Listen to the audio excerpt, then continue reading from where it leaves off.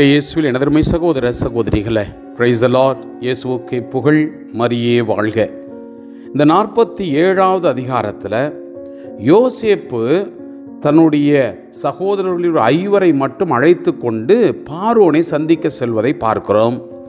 அங்கு பார்வோனிடம் தங்களுடைய நிலைப்பாட்டை அவர்கள் எடுத்து வைத்து, எங்களுடைய அந்த நாட்டில் கானான் நாட்டிலே பஞ்சம் தலைவிரித்து ஆடுவதையும், இங்கு நாங்கள் பிழைக்க வந்திருக்கிறோம், அந்த பஞ்சம் தீரும் வரை எங்களுக்கு இங்கு ஒரு இடம் கொடுத்து வாழ வையும் என்று அவர்கள் கேட்பதையும், ஆனால் பார்வோன் நல்ல மனதோடு நீங்கள் இங்கு தாராளமாக நல்ல நிலத்தில் வாழலாம், ஏனெனில் நீங்கள் யோசேப்பினுடைய புதல்வர்கள் என்று அவர்களை வாழ வைப்பதையும் பார்க்கிறோம்.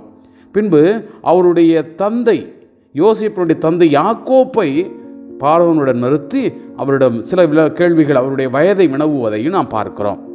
கடைசியாக இவர்கள் ராம்சேசு நிலப்பகுதியை உரிமையாக இவர்கள் கொடுத்து அங்கு வாழ்கிறார்கள். அது எங்கன்னா கோசியன் அதனுடைய பகுதியில். அதற்கு அப்புறம் ஒரு பெரிய பஞ்சமானது அந்த பகுதியிலே உருவாகிறது. பஞ்சத்தில் எகிப்து நாட்டு மக்களும் கானான் நாட்டு மக்களும் கடுமையாக வதைக்கப்படுகிறார்கள். இதற்கு யோசேப்பிடம் இவர்கள் போய் உணவு கேட்பதையும், அவர்களிடம் பணம் இல்லாமல் போவதையும், அவர்கள் ஆடு மாடுகளை கொடுத்தும் பின்பு நிலபுலங்களை கொடுத்தும் அவர்கள் உணவு வாங்கி வாழ்க்கை நடத்துவதை பார்க்கிறோம். கடைசியில் எல்லா நிலமும் பார்வோனுக்கு சொந்தமாகிறது யோசேப்பின் வழியாக. கடைசியில் யோசேப்பு ஒரு சட்டம் போடுகிறார், 1/5 நீங்கள் உங்கள் நிலத்தில் விளைவதை நீங்கள் பார்வோனுக்கு கொடுக்க வேண்டும் என்ற அந்த சட்டமானது அன்றிலிருந்து இன்று வரை அது நடைமுறைக்கு இருக்கிறது. அதுதான் நிலச்சட்டம் என்று சொல்லுவாங்க. அதையும் இந்த அதிகாரத்தில் தான் நாம் பார்க்கிறோம். கடைசியில் இஸ்ரேல் தன்னுடைய வயது முதிர்ந்த அந்த தருணத்தில், அதாவது 17 ஆண்டுகள் அவர் அங்கு வாழ்கிறார். 147வது ஆண்டுகளிலே நான் இறக்கப் போகிறேன் என்று தெரிந்து யோசேப்பை அழைத்து சில சத்திய வாக்குறுதி பெற்றுக்கொள்கிறார். என்னை இங்கு நீ அடக்கம் செய்யாதே, என்னுடைய மூதாதையர்கள் இருக்கக்கூடிய அந்த கல்லறையில் என்னை நீ கொண்டு போய் அடக்கம் செய்ய வேண்டும் என்று சொல்லி வாக்குறுதி பெறுவதையும் இந்த அதிகாரத்தில் பார்க்கிறோம். என் அன்பு சகோதரமே, நாம் இந்த அதிகாரத்தை நாம் வாசிக்கும் பொழுது நம்முடைய வாழ்க்கையை கொஞ்சம் ஏறெடுத்து பார்ப்போமே. யோசேப்பை எப்படி கடவுள் பல்வேறு மக்களினத்தாருக்கு ஒரு கருவியாக பயன்படுத்தி அவர்களை பஞ்சத்தை போக்க வழிவகுத்தாரோ, அதே போல நம்முடைய வாழ்க்கையிலும் நம்மை கடவுள் ஒரு கருவியாக பயன்படுத்துவார். அது எதற்கு என்று நாம் புரிந்து கொள்ள வேண்டும். மற்றவருடைய வாழ்க்கையை குறை தீர்க்க, மற்றவருடைய வாழ்க்கையில் இருக்கக்கூடிய கஷ்டங்களை நீக்க என்பதை நாம் ஏறெடுத்து, நான் எதற்காக கடவுளால் பயன்படுத்தப்படுகிறேன் என்ற எண்ணத்தோடு இந்த அதிகாரத்திற்கு நாம் செவி மடுப்போம். பின்பு யோசேப்பு பார்வோனிடம் போய், என் தந்தையும் என் சகோதரர்களும் தங்கள் ஆடு மாடுகளோடும் தங்களுக்கு சொந்தமான எல்லாவற்றோடும் கானான் நாட்டிலிருந்து வந்திருக்கிறார்கள். தற்பொழுது அவர்கள் கோசேன் பகுதியில் தங்கியிருக்கிறார்கள் என்று அறிவித்தார். மேலும் தம் சகோதரரில் 5 பேரை பார்வோன் முன்பாக கொண்டு வந்து நிறுத்தினார். பார்வோன் அவர்களை நோக்கி, உங்கள் தொழில் என்ன என்று கேட்க, அவர் அவர்களிடம், பணியாளர்களாகிய நாங்கள் எங்கள் மூதாதையரை போல ஆடு மேய்ப்பவர்கள். கானான் நாட்டில் பஞ்சம் மிக கடுமையாக இருப்பதாலும் பணியாளர்களாகிய எங்கள் மந்தைகளுக்கு மேய்ச்சல் இல்லாது போனதாலும் சிறிது காலம் இந்நாட்டில் தங்கியிருக்க வந்திருக்கிறோம். பணியாளர்களாகிய நாங்கள் கோசேன் பகுதியில் தற்போதைக்கு குடியிருக்க இசைவு தருமாறு வேண்டுகிறோம் என்றனர்.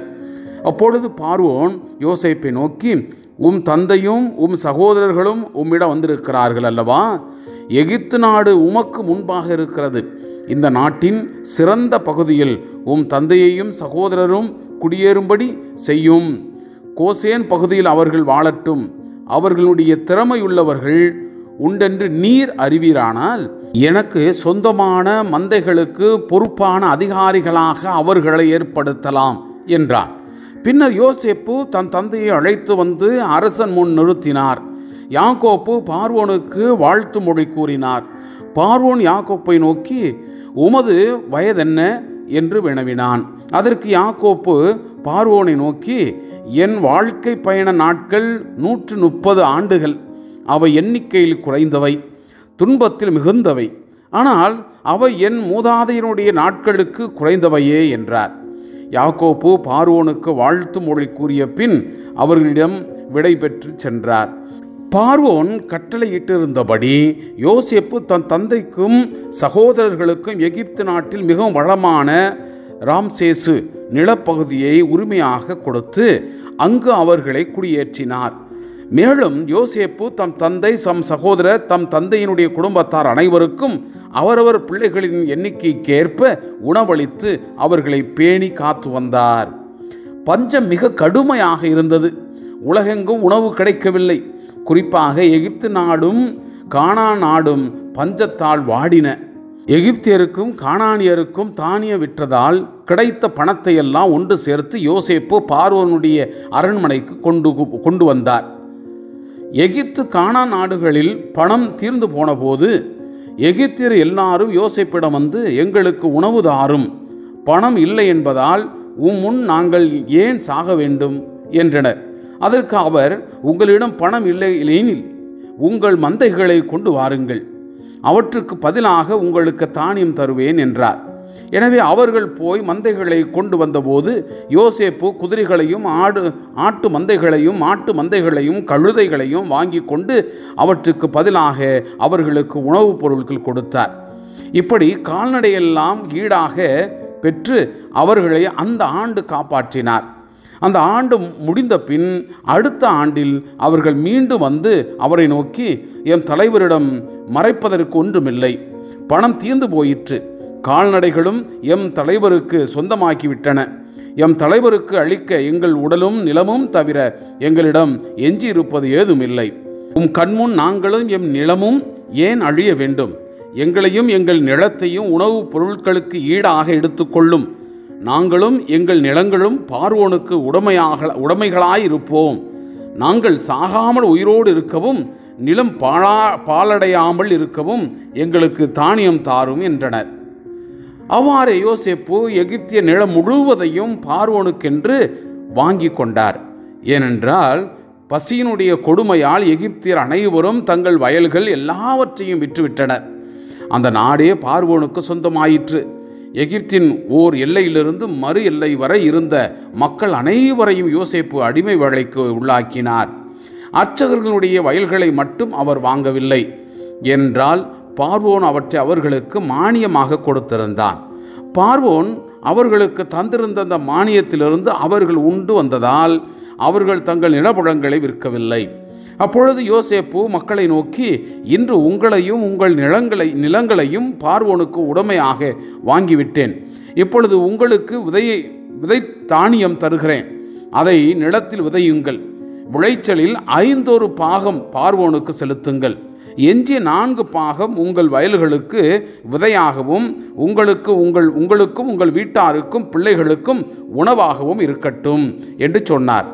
அதற்கு அவர்கள், எங்கள் உயிரை காப்பாற்றிவிட்டீர், தலைவராகிய பார்வையில் எங்களுக்கு தயை கிடைப்பதாக, நாங்கள் பார்வோனுக்கு அடிமைகளாகவே இருப்போம் என்றார்கள். யோசேப்பு எகிப்து நாட்டில் நிலச்சட்டம் ஒன்று கொண்டு வந்தார். அது இன்று வரை வழக்கில் உள்ளது. 5 பாகம் பார்வோனுக்கு உரியது என்றாயிற்று. அர்ச்சகர்களுடைய நிலப்புலங்கள் மட்டும் பார்வோனினுடைய உடைமையாகவில்லை. யாக்கோப்பினுடைய இறுதி விண்ணப்பம். இஸ்ரேல் எகிப்து நாட்டில் கோசேன் பகுதியில் குடியேறி அதனை உரிமையாக்கி கொண்டு அங்கே மிகவும் பழகி பெருகினர்.